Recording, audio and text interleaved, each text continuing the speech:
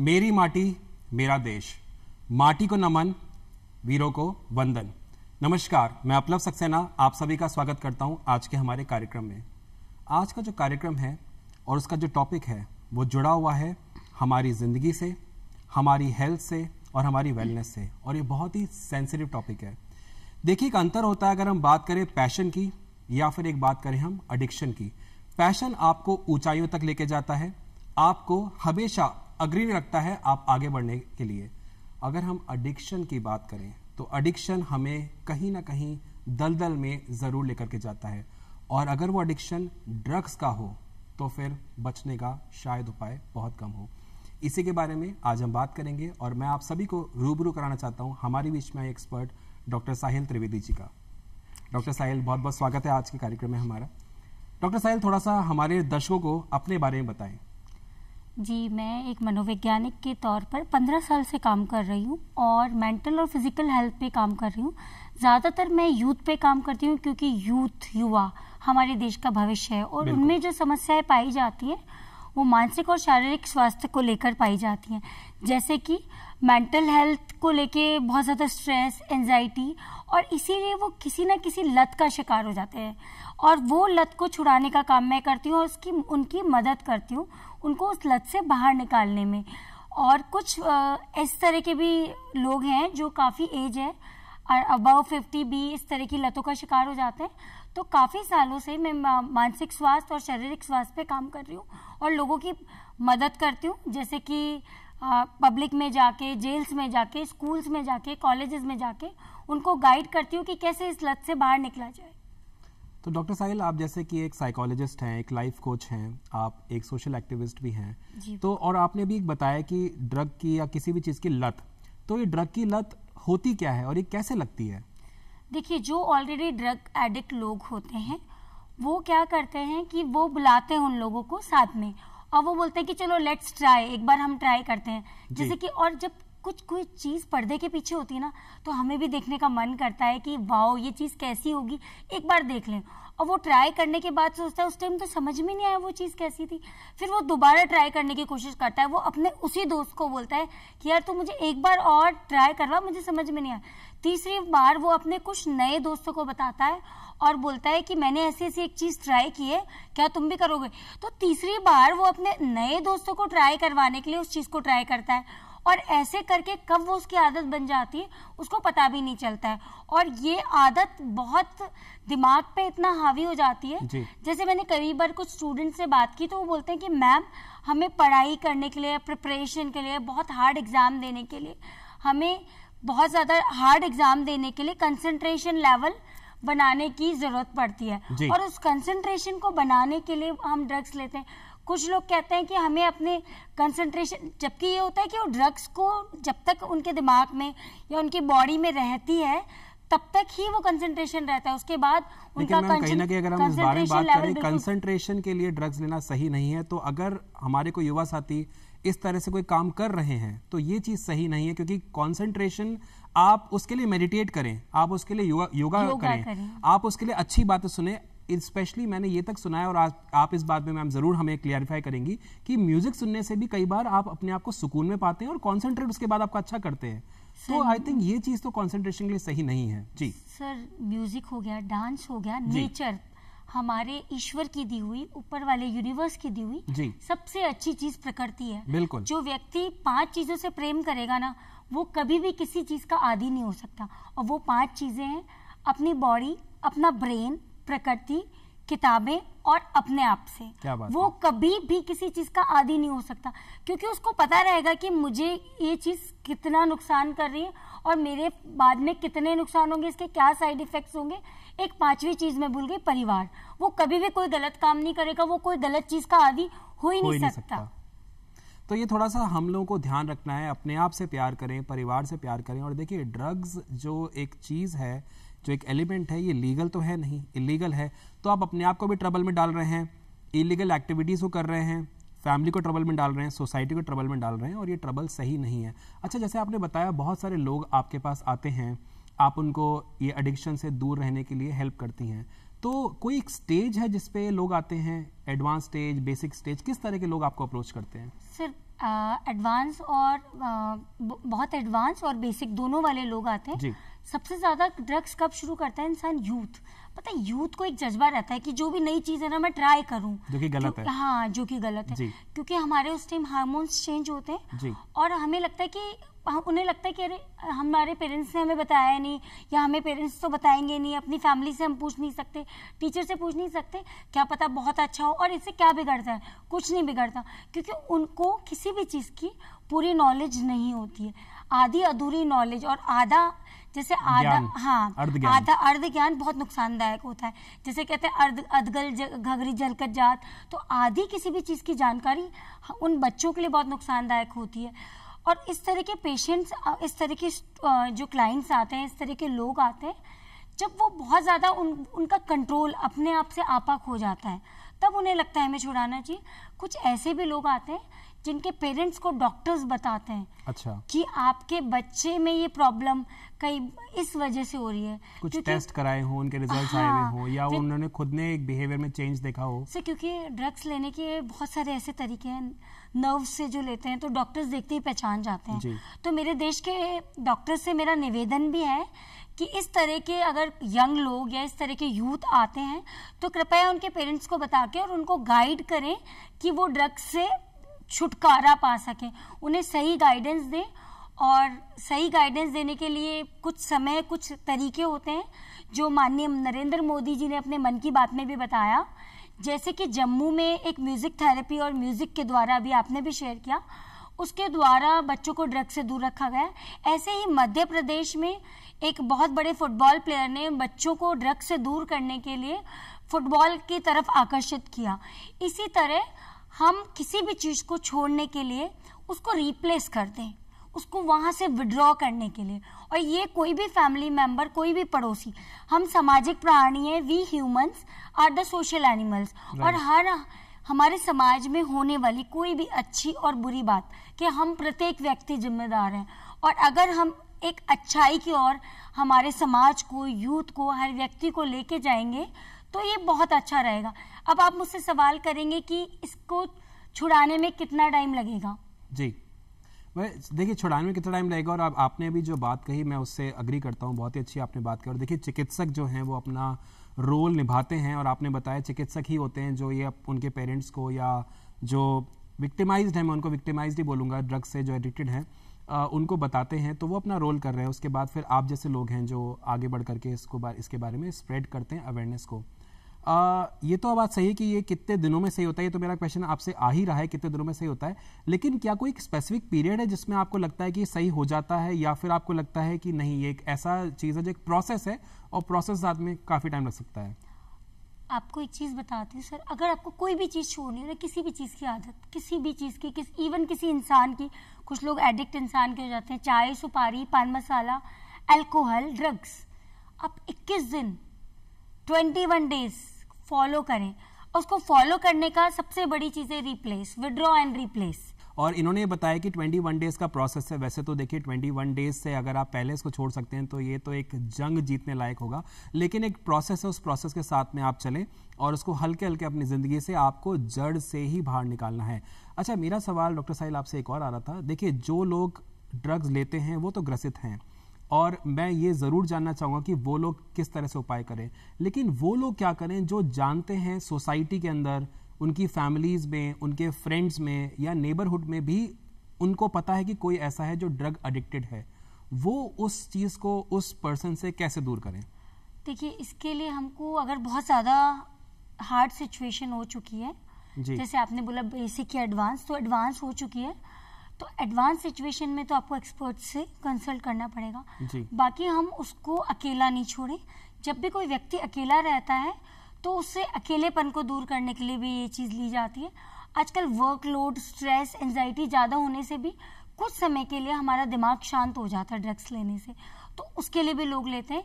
एक अगर हम 21 दिन उसको बिल्कुल 24 आवर्स ना सोना ना उठना बैठना, एक फैमिली मेंबर या कोई भी एक फ्रेंड साथ में रहेगा और सिर्फ उसको ये नोटिस करना है, उसको टोकना नहीं किसी बात के लिए। आपको मैं अभी किसी बात के लिए टोकूंगी ना, आपको बहुत बुरा लगेगा, टोकना नहीं है। बस कोशिश ये करनी है कि उसको इतना बिजी रखना है कि वो उस चीज की तरफ यानी ड्रग्स की तरफ डाइवर्ट ही ना हो। 21 डेज तो आप एक बेंचमार्क कह रही हैं, लेकिन ये है कि 21 डेज से अगर 22 डेज हो जाए या 19 डेज हो, मेन पर्पस ये होना चाहिए कि इसको जड़ से हटाना है। ड्रग का जो एडिक्शन है वो छोड़ना ही छोड़ना है। बिल्कुल सर, एक्चुअली 21 डेज इसलिए बोल रही हूँ, अगर आपने 21 डेज जो चीज नहीं ली ना, उसका एक्सपर्ट्स ने मतलब इसके ऊपर रिसर्च की हुई है। एक बार आपको 22nd डे या 21 डे और बीच में 2 बार स्ट्रॉन्ग फीलिंग आती है। अच्छा, हाँ, ये कोई रिसर्च है जो हाँ जी। और उस स्ट्रॉन्ग फीलिंग पे आपने काबू कर लिया, बस वो जो पॉइंट होता है ना, जैसे किसी को गुस्सा आता है तो उस पॉइंट के लिए वो 10 मिनट के 2 मिनट के टाइम पे काबू कर लेना अपने आप पे, या उसको कोई कंट्रोल कर दे, तो बाद में अपने आप शांत हो जाता है। कई बार आपने देखा बहुत ज्यादा लोगों को गुस्सा आता है, वो बहुत चिल्लाते हैं, बहुत गंदी अब्यूज भी कर देते हैं, बाद में उनको लगता है कि नो मैंने ये गलत कर दिया। उसी तरह strong feeling mid of the 21 days 2 बार या 1 बार डिपेंड करता है आप कितना एडिक्ट हैं।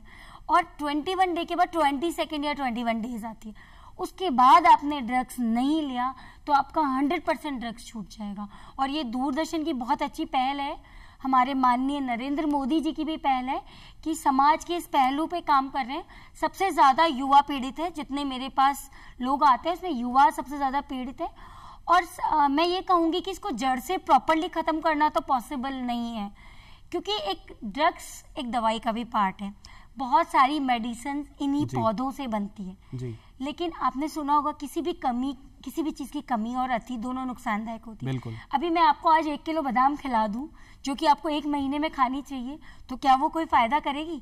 तो दवाई तभी ली जाए जब उसकी जरूरत हो, जब हमें जैसे बहुत सारी दवाइयों में जब उस चीज का डिजीज आपकी बॉडी में उसको रिमूव करने के लिए। अब जबरदस्ती आप दवाई लेंगे तो वो हार्मफुल तो होगी। तो जबरदस्ती हमें अपने आप से भी नहीं करनी है, जबरदस्ती उन लोगों को भी जो ऑलरेडी इसको कर रहे हैं उनको भी इससे दूर रखना है कि वो ऐसा ना करें। जितना हो सके उन लोगों को फ्रेंडली एनवायरनमेंट देना है और ये उनको बताना और जताना है कि ड्रग्स लेना गलत है और कानूनी अपराध भी है। अभी आपने हमारे माननीय प्रधानमंत्री जी की बात कही और ये बात का श्रेय हम उनको देना चाहते हैं। और साथ ही साथ मैं आपसे एक सवाल भी पूछना चाहता हूँ। 15 अगस्त 2020 को एक नशा मुक्ति अभियान की शुरुआत करी गई हमारे प्रधानमंत्री मोदी जी द्वारा और उसको फिर उस देश ने आगे बढ़ाया। आज भी हम उस पर काम कर रहे हैं और कहीं हद तक मैं देख पा रहा हूँ या हम ये देख पा रहे हैं कि काफ़ी हद तक इस पर हम लोग कंट्रोल लेके आ पाए हैं। आपके हिसाब से कहाँ तक ये पहुँच चुका और क्या क्या चीज़ें ऐसी हैं जो इस अभियान में एक आम नागरिक को जुड़ करके इसको पूरी तरीके से फलीभूत करना चाहिए? मैंने कुछ न्यूज चैनल्स में जैसे सुना अभी हजारों किलो ड्रग्स को जलाया गया है, बिल्कुल नष्ट किया गया है, तो ये बहुत अच्छी पहल है और हमारे देश से ड्रग्स को जड़ से मिटाने की पहल है। और इसके लिए मैं प्रधानमंत्री जी से निवेदन भी करना चाहूंगी कि बहुत सारे पुलिस थाने, बहुत सारे डॉक्टर्स और पर्टिकुलर जो भी जुडिशियल वहाँ पे है, जो भी न्याय पालिका लगती है, ये सब उस पर वॉच करें और देखें कि ड्रग्स की मतलब एक क्वांटिटी, एक पेपर वर्क मेंटेन हो कि वो दवाई के लिए ही और मेडिकल फैक्ट्रीज में या मेडिकल ट्रीटमेंट के लिए ही जा रहा है या वैसे सप्लाई नहीं हो रहा है। इसके लिए और सर जैसे उनके हमारे प्रधानमंत्री जी के साथ आप हमारे देश का प्रत्येक व्यक्ति जो समझदार है और समाज का हिस्सा है, कदम से कदम मिला के चलेंगे तो शायद बहुत जल्दी हम इस पे काबू पा लेंगे। और ये बहुत ही सराहनीय कदम है हमारे देश के प्रधानमंत्री जी का और हम सबको इस पे काम करना चाहिए। डॉक्टर से भी मैं बोलना चाहूंगी कि इस तरह के कोई भी व्यक्ति, कोई भी बच्चे आते हैं तो उनको अपने पेरेंट्स को बताएं और उनको सही गाइडेंस दें। और साथ ही साथ में जैसे आपने बताया, मैं अपने दर्शकों को बताना चाहता हूँ कि हाल ही में जो मन की बात जिसका प्रसारण हुआ 30 जुलाई को, आपको बताना चाहता हूं उसमें भी प्रधानमंत्री श्री नरेंद्र मोदी जी द्वारा एक फिगर दी गई, लगभग 12,000 करोड़ के आसपास का जो आपने वजह से बताया ड्रग्स, उसको हमने डिस्ट्रॉय किया। और ये पहल जो है, ये जो कदम है, ये सारे देशवासी साथ में मिलकर कर रहे हैं, ये बहुत अच्छी बात है। साथ ही साथ आपने इससे पहले बताया कि म्यूजिक से जुड़ गए लोग या आपने बताया स्पोर्ट्स से जुड़ के लोग इस अवेयरनेस को भी फैला रहे हैं और ये बहुत ही अच्छी पहल है। मैं आप सभी से भी गुजारिश करना चाहता हूं कि इसी तरह से इस पहल को आगे हमें लेके जाना है और नशा मुक्त भारत ये सपना नहीं, ये हमें सच करके दिखाना है। डॉक्टर साहिल, आपने बहुत अच्छी बातें बोली, साथ ही साथ आपने ये बोला कि डॉक्टर्स भी अपने जो पेशेंट्स हैं या उनके जो पेरेंट्स हैं पेशेंट्स के, या शायद खुद पेशेंट से भी जब बात करते हैं उनको काउंसिल करें, उनको बताएं इसके बारे में, साइड इफ़ेक्ट्स बताएं। लेकिन एक आम आदमी, क्योंकि जैसे आपने बताया दूरदर्शन अपने लेवल पे काम कर रहा है, आज हम इस कार्यक्रम से लोगों को अवेयर करना चाहते हैं, माननीय प्रधानमंत्री जी ने मन की बात में ये बात रखी, तो वो भी लोगों को अपनी तरफ से अवेयर कर रहे हैं और इसका रिजल्ट्स भी हमें दिख रहा है बहुत पॉजिटिवली। एक आम आदमी किस तरह से इस टॉपिक को, जो कि एक भयावह टॉपिक है, एक जानलेवा टॉपिक है, कैसे अवेयर करे? देखिए सर, मैंने आपको पहले भी बोला कि हम सामाजिक प्राणी हैं और समाज का हिस्सा हैं, और जब भी हमारी कुरीतियाँ शुरू होती हैं तो समाज का प्रत्येक व्यक्ति जिम्मेदार है। अब कोई व्यक्ति, आजकल क्या हो, एकाकी लोग अकेले रहना पसंद करते हैं जी। तो जिस भी व्यक्ति में कुछ भी गलत चीजें आती हैं तो वो अकेले रहना पसंद करता है। तो अगर कोई भी व्यक्ति अकेले रहता है तो उसको वॉच करें, उससे बात करें, उसके मन की बात सुने। और अकेले रहना कब शुरू करता है और कब ड्रग एडिक्ट होता है? जबकि उसको कोई परेशानी होती है, कोई फैमिली इश्यूज होते हैं, कोई अपने जॉब इश्यूज होते हैं, कोई पर्सनल इश्यूज होते हैं, जैसे कि हस्बैंड वाइफ की नहीं बनती है, या फिर ऑफिस में जॉब का बहुत ज़्यादा प्रेशर है, या फिर बच्चे पेरेंट्स बच्चे को टाइम नहीं दे पा रहे हैं, यूथ हैं, टीन्स हैं, 13, 14, 15, दे नीड टू स्पीक, वो अपनी हर बात बताना चाहते हैं। और जब आप, जैसे पेरेंट्स से बोलूँगी, जब आप अपने बच्चों के दोस्त आप नहीं बनोगे ना, तो कोई और आपके बच्चों का दोस्त बनेगा, और अगर आपके बच्चों का दोस्त कोई और बनेगा तो वो आपको अच्छी आदतें सिखाएं, जरूरी नहीं। तो कम से कम सबसे जरूरी है पेरेंट्स के पास, पहले के पेरेंट्स ने 8-8, 10-10 बच्चे पाले, हम अपने 1 या 2 बच्चे जो हमारे जीवन की सबसे इम्पोर्टेंट पूंजी है, उनको बहुत प्यार से टैकल करें, उनसे रोज बात करें, जिससे कि पता लगे कि वो इस चीज का शिकार तो नहीं हो गए हैं, ड्रग्स का शिकार तो नहीं हो गए। क्योंकि मेरे पास अभी कुछ टाइम में कुछ केसेस ऐसे भी आए जो 13, 14, 15, 16 साल के बच्चे भी एज में लेना शुरू कर देते हैं। एडिक्ट तो नहीं होते बट लेना शुरू कर देते हैं। तो पेरेंट्स की इसमें बहुत बड़ी रोल है, समाज की, दादा दादी की, रिलेटिव्स की, हर किसी की रोल है। हम सामाजिक प्राणी, और हमें जो भी हमारी समस्याएं हैं समाज की, उनको मिटाने के लिए समाज को एक होने की जरूरत है। हम सबको मिलकर के बात करने की जरूरत है, अपनी समस्याओं को शेयर करने की जरूरत है। हम हर इंसान अपनी बात को कहना चाहता है, हर इंसान को एक दूसरे को सुनने की जरूरत है, पेशेंट लिसनिंग की जरूरत है, एक दूसरे को समय देने की जरूरत है, प्यार और संवेग की जरूरत है। जैसे मैम अभी आपने एक बात कही, टीनेजर्स को लेकर आपने एक बात कही, 13, 14, 15, 16, 17, जिसमें टीन लगा होता है, हम उसको टीनेजर कहते हैं। क्या इसी एज ग्रुप के लोग आपके पास आते हैं, आपके कांटेक्ट में हैं, संपर्क में हैं, जो ग्रसित हैं ड्रग के इस भयावह जंजाल में, या फिर कुछ और एज, बड़ी एज के लोग भी आते हैं? में कुछ बच्चे नॉट बहुत ज्यादा, कुछ बच्चे लेना, टेस्ट करना, जो 1 टाइम 2 टाइम 6 मंथ्स में एंड 4 मंथ्स में शुरू कर देते हैं। But when they are going to college after 18, then they are taking more, क्योंकि बिकॉज पेरेंट्स भी उनको थोड़ा फ्री छोड़ना चाहते हैं। कितना भी, मतलब वो कहते हैं ना, वीणा के तार को इतना भी मत खींचो कि वो टूट जाए, और इतना ढीला भी मत छोड़ो कि सुरी ना आए। आपके जीवन की, हमारे जीवन की सबसे बड़ी पूंजी और हमारे देश की सबसे बड़ी पूंजी हमारा आने वाली जनरेशन, युवा पीढ़ी है। और उस युवा पीढ़ी को हमने बिल्कुल ढीला छोड़ दिया तो भी समाज का, देश का और उन पेरेंट्स का भी नुकसान है, और उसको बहुत ज्यादा टाइट खींचने से भी नुकसान है। तो दोनों तरफ से नुकसान है। तो मतलब उनको ऐसी आदतें ना पड़े। रोज एक मील हम साथ में लें, बच्चों से बात करें, संवाद की बहुत ज्यादा जरूरत है, बातचीत की, इमोशंस को, प्यार को शेयर करने की जरूरत है। तो ये चीज देखिए बहुत अच्छी आई है, आप लोगों को इस चीज का ध्यान रखना है। बात करने से ही समाधान होगा, तो बातचीत करें, उनके साथ में थोड़ा समय व्यतीत करें। और जैसा भी मैम ने बताया, age is not a barrier. आप ये नहीं कह सकते कि सिर्फ यंगस्टर्स ही ले रहे हैं, किसी भी एज में लत आपको लग सकती है, तो आपको हमेशा सतर्क रहना है। और मैम अगर सतर्क रहने की हम बात करें, कैसे आप आइडेंटिफाई करते हैं, कैसे हम आइडेंटिफाई करें कि कौन इस लत में जा चुका है या जा रहा है? सर, वो एकाकी जीवन, पेरेंट्स और फैमिली के साथ टाइम नहीं अटेंड करता है जी, फैमिली फंक्शंस नहीं अटेंड करेगा, ज्यादातर दोस्तों में टाइम बिताना चाहेगा, स्पेसिफिक उन्हीं दोस्तों में जो उसको इजीली प्रोवाइड करवाते हैं चीजें, उसको घर से बहुत ज्यादा पैसा ले जाने लग जाते हैं। तो कोई लक्षण भी होते हैं इसके? कुछ स्टेज पे भी पहुंच जाते हैं जो घर से चोरी भी करने लग जाते हैं, और किसी का भी नाम लेके मेरे दोस्त को जरूरत है, उसकी मम्मी बीमार है, पापा बीमार है, एंड ऐसे करके घर से बहुत ज्यादा पैसे पेरेंट्स से ले जाने लगते हैं। बट क्या कोई हम देख करके पहचान सकते हैं, कोई आइडेंटिफिकेशन, कोई लक्षण, जैसे कि आंख में कालापन आ जाना है, कुछ इस तरह से कुछ लक्षण होते हैं? सर वो लक्षण होते हैं, तो वो अपने आप, मतलब आप कुछ बोलोगे ना, सेंसेस, आपको प्रॉपर रिप्लाई नहीं मिलेगा। जैसे मम्मी ने बोला खाना, तो एक बार तो बोल देगा खा लिया, और वो टेबल पे लगा हुआ छोड़ के और फिर दोस्त आ गए और चले गया, वो खाना वहीं रखा है। सेकंड, अगर वो इंजेक्शन वगैरह से लेते हैं तो उनकी नर्व्स बाहर आ जाती हैं, नसें दिखने लग जाती हैं बॉडी में क्लियर पूरी, और वो निशान डॉक्टर्स भी, हम भी पहचान सकते हैं इजीली, तो पहचान में आ जाता है। हाँ, अच्छा, अभी आपने खाने की बात करी, तो क्या ड्रग्स लेने से खान पान पे भी कुछ फर्क पड़ता है?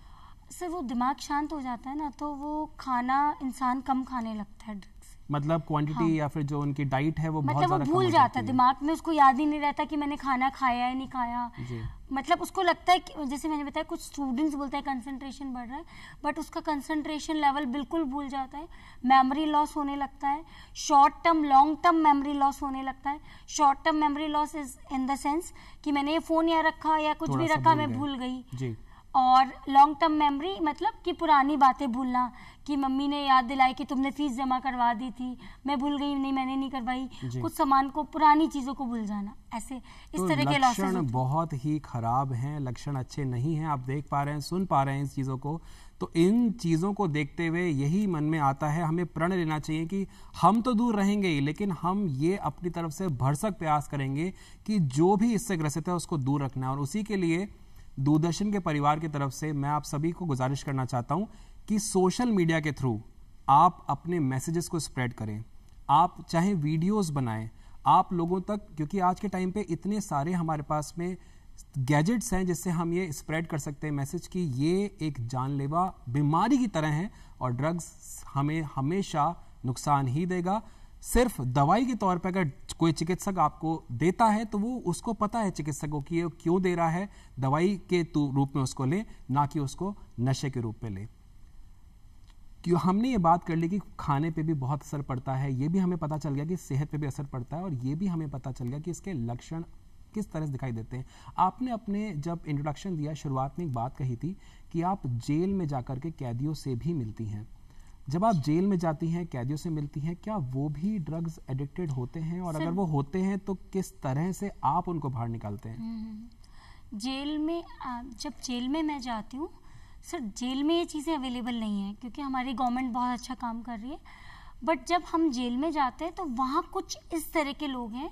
अभी जयपुर जेल में भी नाइजीरियन हैं जिन्होंने ड्रग्स के साथ पकड़ा गया, और कुछ इस तरह के जो कि अल्कोहल के साथ पकड़े जाते हैं जी। तो वो इसी उनका जो जुल्म था वो यही था कि वो ड्रग्स, और ये तो गवर्नमेंट और हमारी पुलिस बहुत अच्छा काम कर रही है, तो पकड़ में तो आते हैं इस तरह के। उनको मैं समझाती हूँ, मोटिवेट करती हूँ कि देखिए सर, ये सोशली भी अच्छा नहीं है और हमारी मेंटल और फिजिकल हेल्थ के लिए भी बिल्कुल अच्छा नहीं है, तो हमें ड्रग्स बिल्कुल नहीं लेना चाहिए। यही गाइडेंस मैं जेल के लोगों को, कैदियों को और बंदियों को करती हूँ कि हमारे जीवन के लिए ड्रग्स बहुत ही नुकसानदायक चीज़ है। हमारे मानसिक शारीरिक स्वास्थ्य को हमें फाइनेंशियली भी ख़त्म कर देता है, पैसों से भी ख़त्म कर देता है, हमारी फैमिली लाइफ भी ख़त्म हो जाती है, हमारा सोशल लाइफ भी ख़त्म हो जाती है, तो फिर क्यों ड्रग्स लेना? बिल्कुल हाँ, क्यों ड्रग्स लेना। डॉक्टर साहिल, आपने आज इतनी अच्छी अच्छी बातें हमारे साथ शेयर करी हैं, इससे एक बात तो तय हो गई कि ड्रग्स को लेकर के हम सबको जितने अवेयर हैं उससे ज़्यादा अवेयर होना है। समय आपके हमारे लिए रुकता नहीं है। जाते जाते मैं इसमें आपसे एक रिक्वेस्ट करना चाहता हूँ, हमारे ऑडियंस को अपनी तरफ से क्या मैसेज देना चाहती हैं? मैं सभी से बोलना चाहूँगी कि हमारा तन स्वस्थ है तो मन स्वस्थ है, और मन स्वस्थ है तो समाज स्वस्थ है। कहते हैं ना कि beauty is in the viewers eyes. तो आप अपनी खुद को, सबसे पहले खुद को संभालें। अपने भगवान ने दी हुई अपनी ब्रेन और बॉडी, दो मशीन्स हैं, पर्सनल प्राइवेट मशीन्स, इसका बहुत ज़्यादा ख्याल रखें, इससे प्रेम करें, प्रकृति से प्रेम करें, और तन और मन को स्वस्थ रखें, अच्छे विचार रखें, और आप जो भी कर रहे हैं उसको यूनिवर्स देख रहा है, and universe is the biggest जज and biggest will do the final judgement. तो इस चीज़ का हमेशा ध्यान रखें कि सबसे बड़े न्यायाधीश वही है, और जो गलत है वो गलत है, जो समाज की नज़रों में गलत है वो गलत है। तो हमेशा सही का साथ दें और कभी भी ड्रग्स लेने की कोशिश नहीं करें। किसी भी चीज़ का अपने शरीर और दिमाग को कभी आदी नहीं बनाएं। प्रेम करें, प्रकृति से करें, अपने आप से करें, अपने परिवार से करें। Thank you so much. बहुत बहुत धन्यवाद। और मैं आप सभी को भी ये बताना चाहता हूँ, देखिए आज़ादी का अमृत काल चल रहा है, तो क्यों ना हम इसको डबल सेलिब्रेट करें, ट्रिपल सेलिब्रेट करें, 10 टाइम सेलिब्रेट करें। और सेलिब्रेशन कैसे होगा? देखिए आज़ादी का अमृत काल में हम क्यों ना एक प्रण लें, एक कसम लें कि हम ड्रग्स से भी आज़ाद होंगे। तो वीरों को नमन करते हुए, जैसे मैंने आपको बताया, हर समय आपको एक कसम खानी है कि ड्रग्स खुद भी नहीं लेना है और किसी और को भी नहीं लेने देना है। इस बात को ध्यान रखें। डॉक्टर साहिल, बहुत बहुत धन्यवाद आज के कार्यक्रम में हमारे साथ में इतनी अच्छी जानकारियां साझा करने के लिए और साथ ही साथ हमारे व्यूअर्स को, ऑडियंस को बताने के लिए कि कितना ज़्यादा डेंजरस है ड्रग्स। और आप लोग भी अपने घरों में, अपने आसपास में ज़रूर ध्यान रखें कि ड्रग्स एक जानलेवा चीज़ है, इससे जितना दूर रहें उतना ही अच्छा है। आप सभी को बताना चाहता हूं कि प्रधानमंत्री जी ने भी इस बारे में अपने मन की बात में भी बताया है और साथ ही साथ में निरंतर वो अपनी तरफ से कोशिश कर रहे हैं कि हम सब उनके साथ कदम से कदम मिला के चलें और नशा मुक्त भारत का जो सपना है वो हम एक तरह से सच करें। फिर मिलेंगे एक और कार्यक्रम में। नमस्कार।